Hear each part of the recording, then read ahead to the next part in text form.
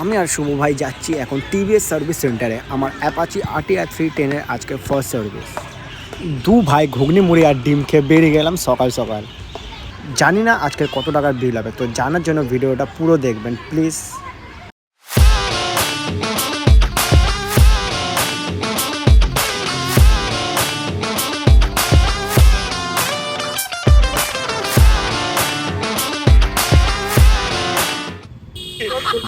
वाह दीदी वाह दीदी।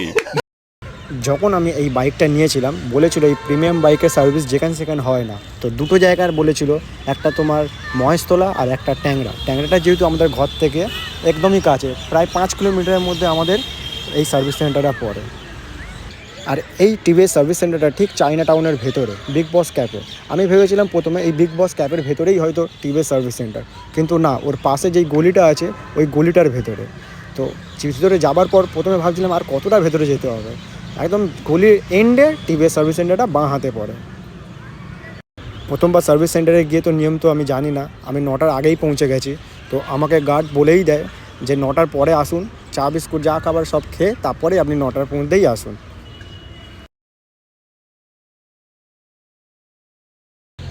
এই হলো টিভিএস সার্ভিস সেন্টার তপসিয়া। তো সবার আগে আমি এসেছি। গার্ডের কথা মতন আমি আর শুভ ভাই চা বিস্কুট খেয়ে চলে আসি। তো আমার গাড়ির কাগজপত্র সব হয়ে গেছে, এবার আমার ইয়েলো রেঞ্জারটাকে ওয়াশিং করানো হচ্ছে। তারপরেই একজন এসে বলে যে দাদা আপনি এখানে ভিডিও করবেন না, তো ভিডিও করতে পারেনি। পর ওদের একটা বক্স অফিস টাইপের আছে পুরো মিরারের, ওখান থেকে আমি ভিডিও করছিলাম। এই আমার গাড়িটাকে এখন তোলা হচ্ছে। যিনি আমার বাইকটা সার্ভিস করে ওই দাদার নাম দীপেন্দু। দাদা প্রচুর আমাকে হেল্প করেছে।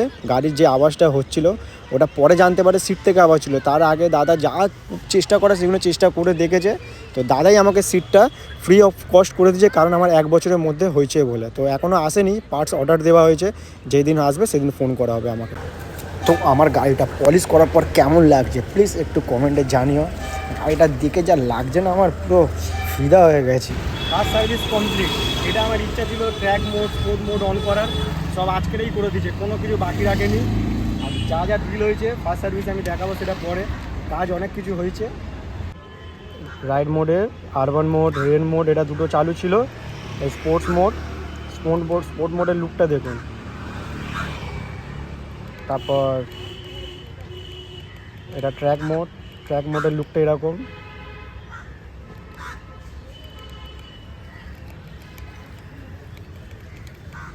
তারপর এটা সুপার মোটো সার্ভিস করার পর হাতে যখন গাড়ি দিয়েছে সুপার মোটো অন ছিল, মানে হালকা রেস বাড়িয়েছি, পুরো হুঁক করে গাড়ি বেরিয়ে গেছে। মোটামুটি ব্রেক পরিষ্কার করে দিচ্ছে, দুটো ব্রেক। তারপরে ইঞ্জিন অয়েল চেঞ্জ হয়েছে, ইঞ্জিন অয়েলের সাথে এই জিনিসটা চেঞ্জ হয়েছে, এই জিনিসটা। তারপর আমার এই জায়গাটায় আওয়াজ দিচ্ছিল, এই জায়গাটা একটা আওয়াজ হচ্ছিলো, যেটা এটা নাকি সব গাড়ির সমস্যা, তার জন্য একটা সিট অর্ডার করে দিচ্ছে ওটা অ্যাভেলেবেল ছিল না। এই সিটটা চেঞ্জ হবে, কোনো টাকা লাগবে না। এই একটা পিছনে বসলে বাম্পারে এই আওয়াজটা হয়। তারপর চেন লুপ, চেন ক্লিন সব কিছু করে দিচ্ছে।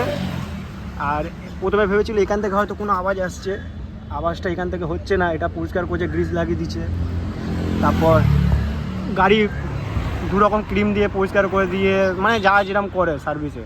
আর সব থেকে বড়ো কথা, শোরুমে আমাকে বলেছিল যে এই গাড়ির কোনো ফ্রি সার্ভিস নেই, কিন্তু আমি ফ্রি সার্ভিসটা পাই। ফ্রি সার্ভিস আছে, আমি ফ্রি সার্ভিস পেয়েছি, সেকেন্ডটাও পাবো বলেছে, এখানে লেখাই আছে। এই সেকেন্ডটা ফ্রি সার্ভিস।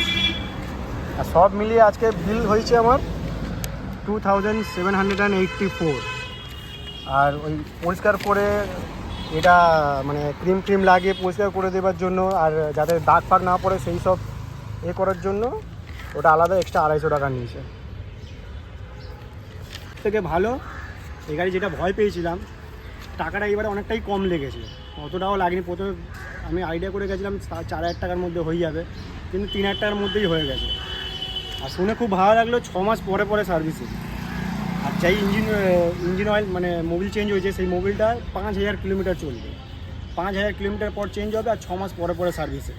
তো বছরে 2বার সার্ভিস করতে হবে। এবার লংয়ে ফঙে গেলে তো বছরে 3বার হয়ে যেতে পারে সার্ভিস।